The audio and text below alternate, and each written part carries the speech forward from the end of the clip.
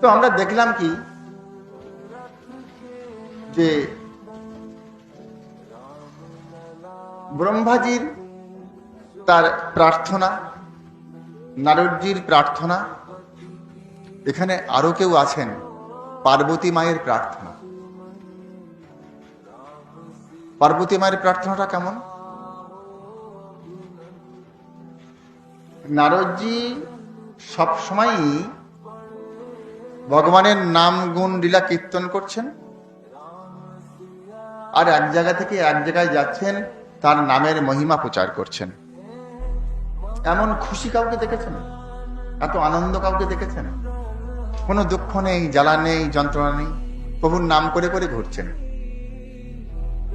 দেখুন কার সঙ্গে না দেখা হচ্ছে, কিন্তু তার মনে কোনো দুঃখ নাই। সে ঘুরে ঘুরে নামের মহিমা প্রচার করছে প্রভুর, যে দেখো তুমিও যদি এমন করে নাম করো আমার মতো করে, তাহলে তুমিও এরকম আনন্দে থাকতে পারবে, তোমার কোনো দুঃখ থাকবে না, তোমার কিছু হবে না।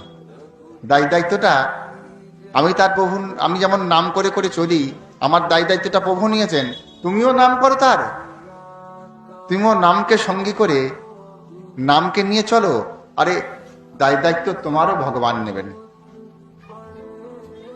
তো নারদজির ইচ্ছাটা এই যে ভগবানের অধরামৃত নেবেন। তো দেখুন কিছু পেতে গেলে তো কিছু করতে হবে। দেখুন আছেন না অনেকে, গুরুদেব আছেন, তার সেবা কাজ করেন, শিষ্যরা সেবার কাজ করেন কেন? কারণ গুরুদেবের কাছ থেকে আরো কিছু জানা, আরো কিছু শেখা, আরো কিছু পালনীয়, আরো কিছু কি কর্তব্য, সেগুলো জানার জন্য গুরুদেব যা আদেশ করেন তাই করেন। এই এখন যা, এটাকে করে নিয়ে আয়, ঠিক আছে, এটা কর। গুরু দেবের আশ্রয়ে যারা থাকেন আর যারা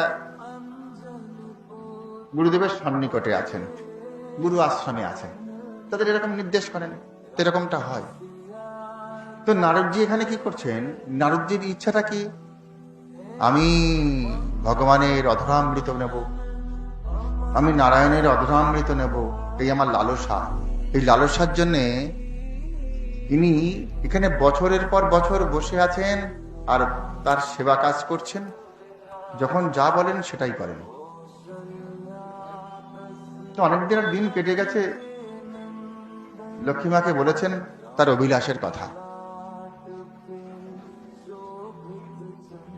প্রথমে বলতে চাচ্ছেন না, বলছেন দেখো আমি বলতে পারি, তবে আমার কথাটা রাখতে হবে।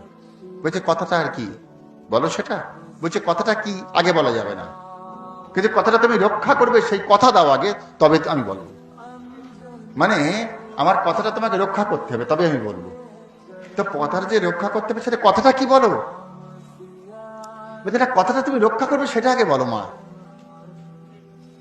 এখন লক্ষ্মীমা বললেন যে তাই তো, যদি এ কিছু চাইতে পারে, মানে আমাকে, আমার কাছে কিছু চাইতে পারে, এটা হতে পারে, তো তার অভাব কিসের?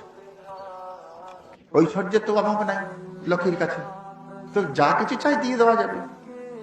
এরকম ভাবনা থেকেই বলেছেন ঠিক আছে তুমি চাও, আমি দিয়ে দেবো তোমাকে, তুমি যা চাইবে তাই দেবো। তো বলেছেন যে আমি প্রভুর অধরামৃত নেব। আর যেদিন বলেছেন তার কয়েকদিন আগেই নারায়ণ বলেছেন যে দেখো, লক্ষ্মীমাকে বলেছেন দেখো কেউ আমার অধরামৃত চাইলে দেবে না, এটা ঠিক করে মনে রেখো। এতদিন যা হয়েছে হয়েছে, এখন থেকে কেউ যদি আমার অধরামৃত চায় কাউকে দেবে না কিন্তু। এখন এই এমন কয়েকটা কথা নির্দেশ করেছেন প্রভু কদিন আগে, আর ঠিক তার কদিন পরই নারদ চাইছে মায়ের কাছে প্রভুর অধরামৃত। এ তো চিন্তার মেয়ে, তো এ তো চিন্তায় পড়ে গেছে লক্ষ্মী, কারণ এমন একটা কিছু চেয়েছেন যেটা আমার হাত পা বাঁধা, আমি চেষ্টা করলেও পারবো না। তো খুব মনটা ঠিক নেই, এত মন খারাপ যে প্রভু সেবা করছেন, পাশে বসে আছেন। নারায়ণ বলছেন, তোমার এমন অবস্থা কেন? মানে কিছু তো একটা ভাবছই, কি হয়েছে তোমার সেটা তোমাকে বলো, কিসের অভাব, কি সমস্যা? বলেন না, সে বলা যাবে না। বলে, বলো তোমার কি অসুবিধা, বলো। বলো, নারদ এরকম একটা কথা চেয়ে নিয়েছেন আমার কাছে, আমি কথা দিয়ে ফেলেছি। বলো, এই কথা? তো তুমি তো নির্দেশ জারি করেছো, তুমি তো তোমার অধমৃত দেবে না, তো আমি কি করি? আমি তো খুব চিন্তার ভিতরে আছি। বলো, ঠিক আছে, কথা যখন তুমি দিয়ে ফেলেছো তাহলে রক্ষা করা দরকার, ভক্তের কাছে কথা দিলে রক্ষা করতে হয়।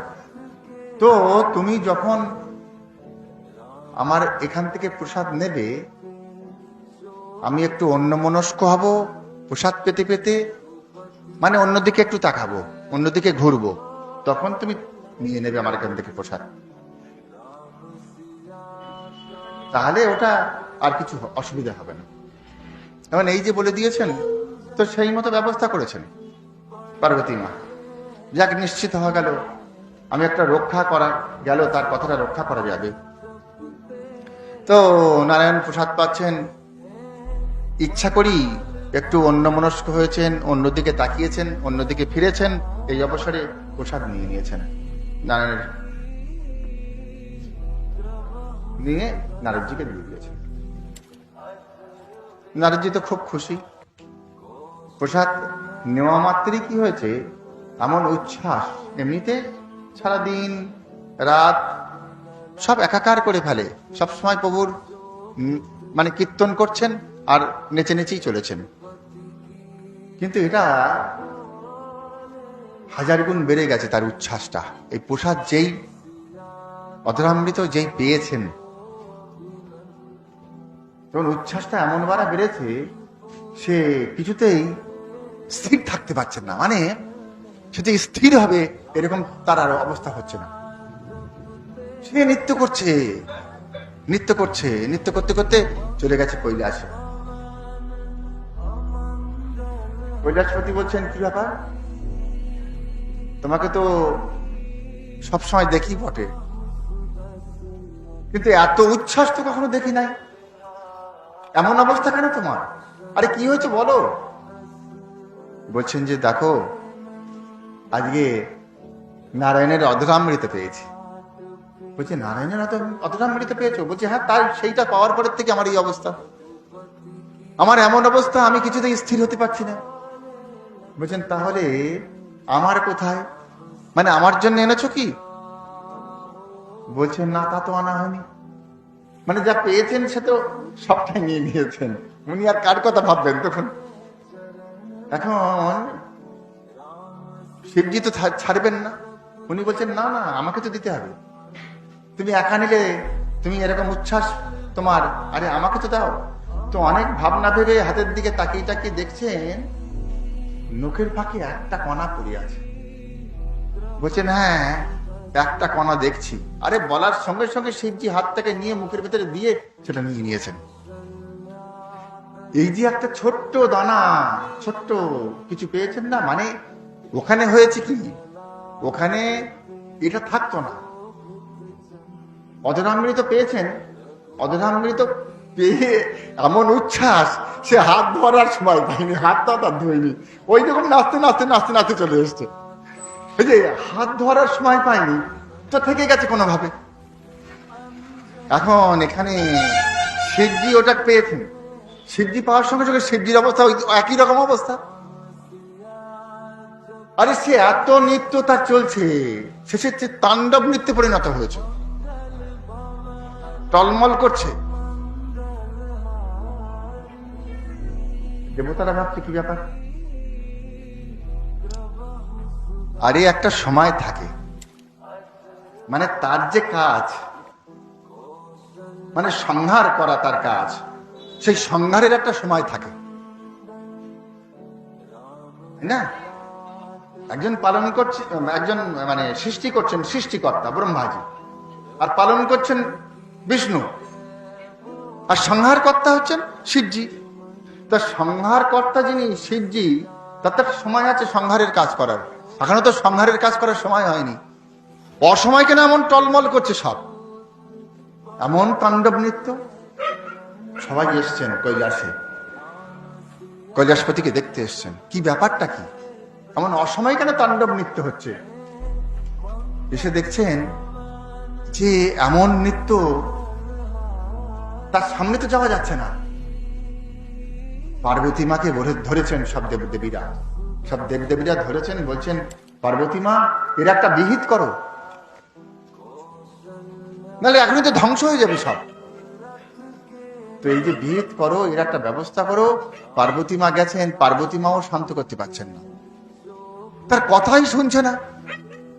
কথা বলতে যাচ্ছে, সে কার কথা কে শোনে, সে তার মতো নেচে চলেছে।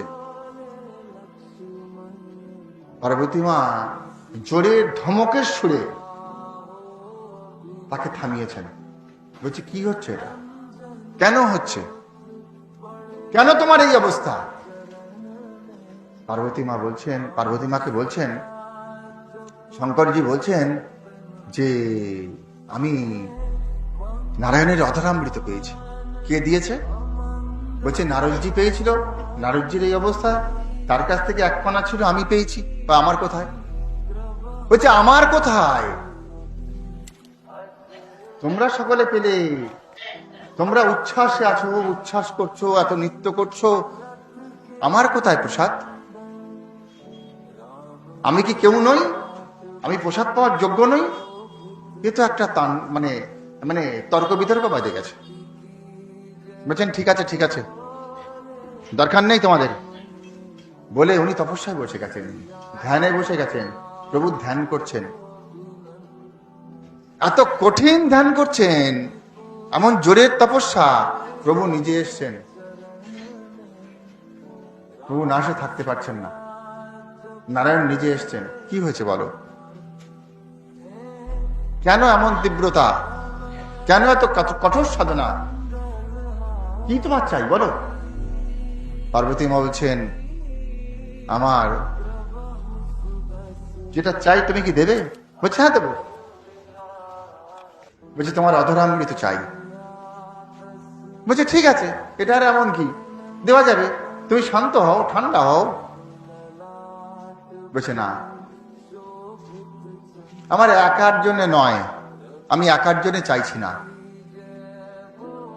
আমি তোমার অধরামৃত চাইছি, এটা যেন সকলে পায়, জগৎবাসী পায়, আমাকে সেই কথা দিতে হবে। বলেন ঠিক আছে, তাহলে এই সময় তো আর হবে না, এখন তো আর সম্ভব না সেটা।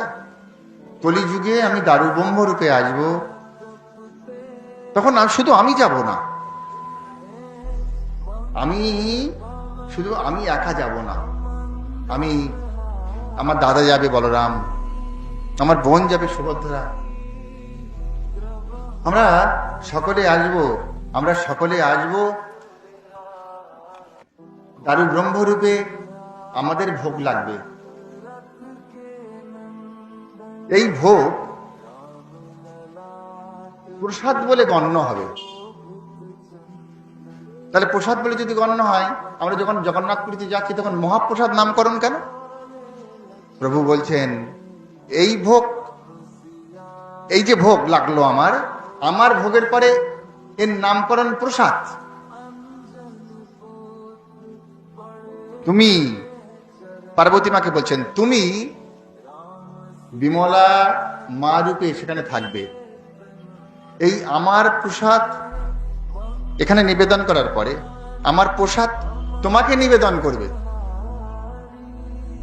তোমাকে নিবেদন করার পরে সেটা হবে মহাপ্রসাদ। তারপরে এটা বাইরে জগৎবাসীর কাছে আনন্দবাজারে যাবে সবার জন্য। তাহলে কি হয়েছে, কি হলো? পার্বতী মাকে কথা দেওয়া ছিল, তাহলে কত কত ভক্তকে কথা দিয়ে রেখেছেন প্রভু। পার্বতী মাকে কথা দেওয়া ছিল, হ্যাঁ আমি আসব দারু ব্রহ্মরূপে, আমি আসব। মা যখন বলেছেন জগৎবাসীর জন্য চাই, সকলের জন্য চাই মহাপ্রসাদ, তো দেখুন মার কত চিন্তা তার সন্তানদের প্রতি।